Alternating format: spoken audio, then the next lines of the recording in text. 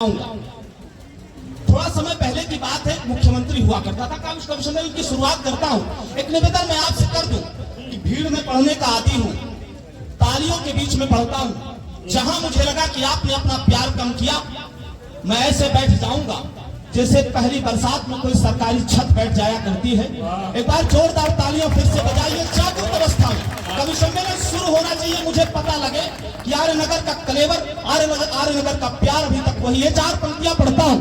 बहुत कुछ समय पहले की बात है, एक राज्य का मुख्यमंत्री था और आपको याद होगा कि राम सेतु हमारा प्रिय है। उसने राम सेतु को तोड़ने की घोषणा की और उसने कहा कि राम एक काल्पनिक है। मैंने चार पंक्तियां उसके पास भेजी थी और थोड़े ही समय पर राम ने उसे बुला भी लिया। मैं चार पंक्तियां पढ़ता हूं। मेरे कहने से जितनी तालियां आपने बजाई हैं, उससे ज्यादा आपको बजाना है। जहां से कवि सम्मेलन की शुरुआत करता हूं, मैं चार पंक्तियां छंद पढ़ता हूं, सुनिएगा। कि राम की है धरती व राम का आकाश भी, तो राम की बुराई कभी नहीं सही जाएगी। राम की है धरती व राम का आकाश भी, तो राम की बुराई कभी नहीं सही जाएगी। और राम से तू तुझसे नहीं है, राम से तू मूर्ख समझे तू राम तक तो यही कही जाएगी। राम की मर्यादा यदि भंग करे कोई पापी, होगी क्रूर बात हमसे नहीं सही जाएगी। और फिर जो प्रसंग राम है ये प्रति आएगी, हर तेरे खून की नदी बहा दी जाएगी। जय श्री राम। इसके बाद राम जी ने उसे अपने वापस बुला लिया। अब काव्य पाठ की शुरुआत करता हूं। यहाँ पर हर बैठा व्यक्ति राष्ट्रवादी है और राष्ट्रवादियों की एक कामना होती है। भगवान राम राष्ट्रवादी थे, उनके अनुसरण करने वाले उनके अनुयायी राष्ट्रवादी हैं, आप राष्ट्रवादी हैं और हर राष्ट्रवादी की एक कामना होती है। वो कामना पढ़ता हूँ, झूम के तालियां बजे, मैं कामना पढ़ता हूँ, सुनिएगा। न बोलो तीर सी बोली जहां ये शत्रु बन जाए, खोल दो प्यार की मिश्री शत्रु भी मित्र बन जाए। लहू सबका न गिरता है जमीन पर फूल खिलने को, मुझे बताना। लहू सबका न गिरता है जमीन पर फूल खिलने को, कामना है गिरे मेरा हिंद का चित्र बन जाए। और एक निवेदन, भगवान राम आज अपने स्थान को प्राप्त करेंगे, उसके अवसर पर एक कवि सम्मेलन आयोजित किया गया। कवि सम्मेलन का एक उद्देश्य होता है। मेरे मंच पर शिवाकांत मिश्र विद्रोही हैं, जिन्होंने 40 साल की साहित्यिक यात्रा की एक उद्देश्य के लिए। वो उद्देश्य पढ़ता हूं, चार पंक्तियां सुनिएगा। निवेदन है पड़ोसी में जरा एहसान जग जाए, हृदय में राष्ट्रभक्ति का तनिक तूफान जग जाए। तिरंगे की तरफ नजरें उठे तो नोच ले उनको, सबकी तालियां लहराएंगी। तिरंगे की तरफ नजरें उठे तो नोच ले उनको, महाभारत के अर्जुन सा ये हिंदुस्तान जग जाए। एक माला बहुत बहुत बड़ा।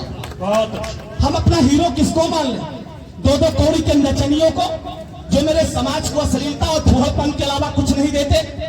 अगर मुझे किसी को हीरो मानना होगा तो मैं उसे हीरो मानता हूं जो विदेशी धरती पर जाता है और भारतीय संस्कृति और ज्ञान का झंडा लहरा करके आता है।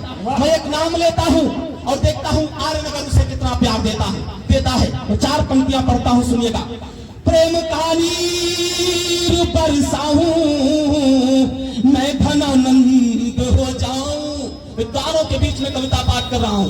प्रेम का नीर बरसाऊं मैं घनानंद हो जाऊं, समाहित हो जगत मुझ में मैं ब्रह्मानंद हो जाऊं। ये भारत देश जिनके नस में बन करके लहू तोड़े, मुझे जानकारी देना कि मैं कविता पाठ आर्यनगर में करता हूं। ये भारत देश जिनके नस में बन करके लहू तोड़े, भारतीय मां का बेटा मैं विवेकानंद हो जाऊं। बहुत अब लगा आर्यनगर का कवि सम्मेलन आगे बढ़ा है। अच्छा हुआ क्या? अभी आगे के लोग तमाम तालियां बजा रहे हैं, पीछे के लोग नहीं बजा रहे। पता नहीं उन्हें किसी बात का डर है। अच्छा, अब डर से बहुत बड़े बड़े काम भी हो जाते हैं। मैंने देखा रविंद्र भैया कि एक मुर्गी फार्म का मालिक मुर्गी फार्म में चला गया और उसने कहा देखो मुर्गियों तुम्हारे दाने चारे पर मेरे बहुत पैसे खर्च होते हैं, एक अंडा देने के बजाय दो अंडा देना शुरू करो। सुबह डंडा लेकर के आऊंगा, सुबह गया डंडा लेकर के, सारे लोगों ने दो अंडा दे दिया, एक ने केवल एक अंडा दिया था। उसने कहा क्यों? मैंने शाम को कहा था कि दो अंडे देना है, तुमने एक क्यों दिया? उसने कहा हुजूर आपके डंडे का डर था कि एक दे दिया, नहीं तो मैं मुर्गा हूं। तालियां हो जाए जोरदार। तो कोई डर नहीं है, जम के मस्ती के साथ कवि सम्मेलन, ये कार्यक्रम आपका है, ये आयोजन आपका है और इसे सफल करने की जिम्मेदारी भी आपकी है। आइए 4 पंक्तियां और पढ़ता हूं। किसी के आसरे पूरा न कोई काम होता है।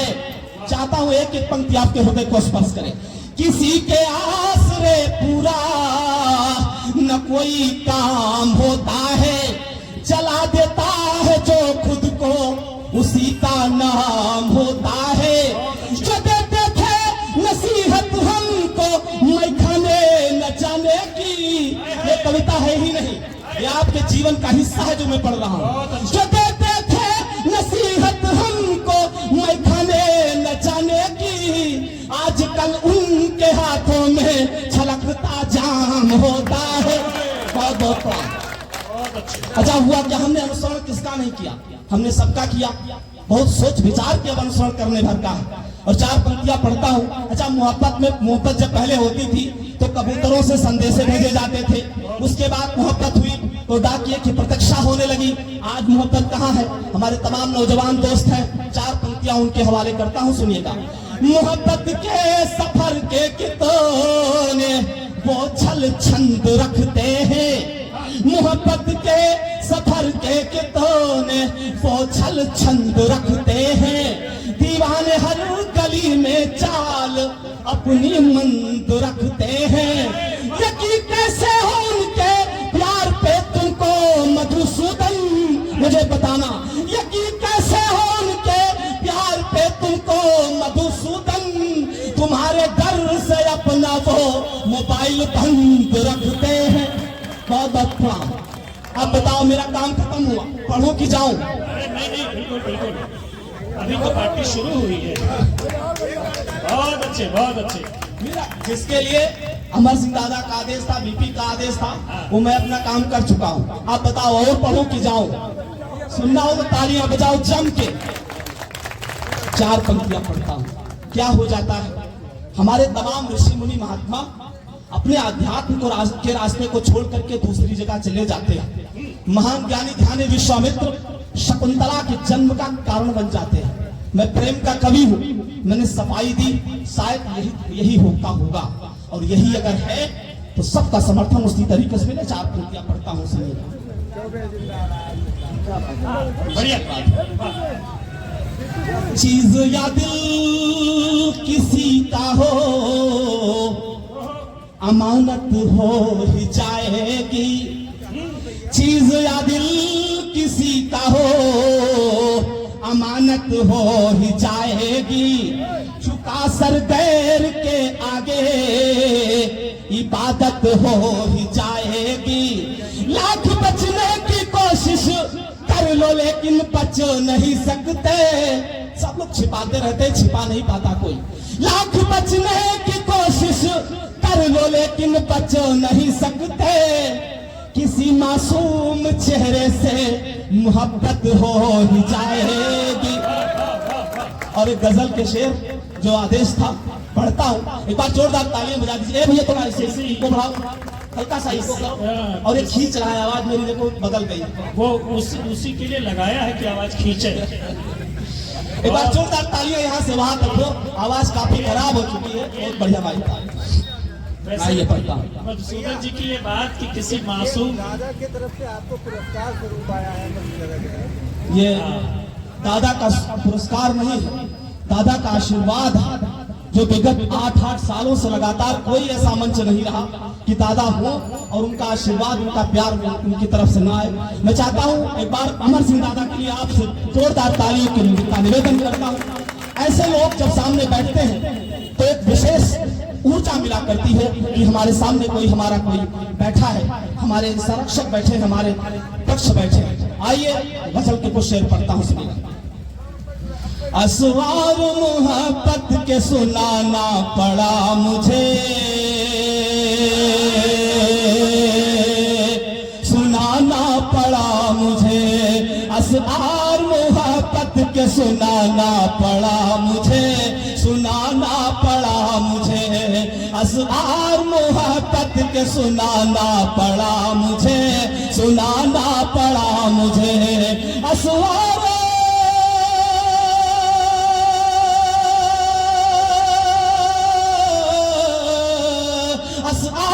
मोहब्बत के सुनाना पड़ा मुझे, असआर मोहब्बत के सुनाना पड़ा मुझे, सुनाना पड़ा मुझे, सुनाना पड़ा मुझे, हर रंग गम भी अपना बताना पड़ा मुझे, बताना पड़ा मुझे, हर रंग से तक चले जाए, लेकिन आपको मेरी ये बात याद रखनी होगी। मैं शेर पढ़ता हूँ। असवार मोहब्बत के सुनाना पड़ा मुझे, सुनाना पड़ा मुझे, होठों की सुर्खियों में वफाओं का खून है, वफाओं का खून है, होठों की सुर्खियों में वफाओं का खून है, वफाओं का खून है, होठों की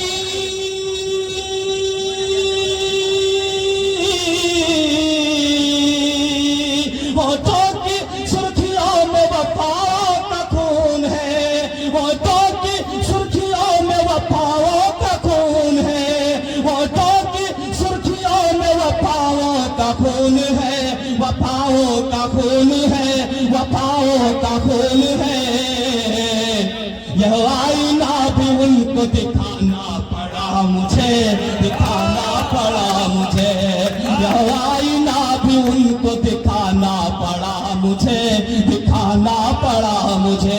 और ये शेर मैंने किसी के नहीं लिखा, आप लोगों के लिए लिखा है। और शेर के बाद मुझे प्रतिक्रिया इस तरह से आए कि मैं सोचूं कि जो कर मैंने ये शेर आपके लिए लिखा था वो सार्थक हुआ। मैं पढ़ता हूँ, सुनिएगा।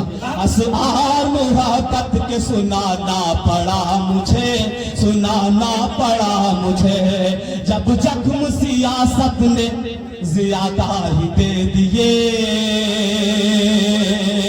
ज्यादा ही दे दिए, जब जख्म सियासत ने ज्यादा ही दे दिए, ज्यादा ही दे दिए, जब जख्म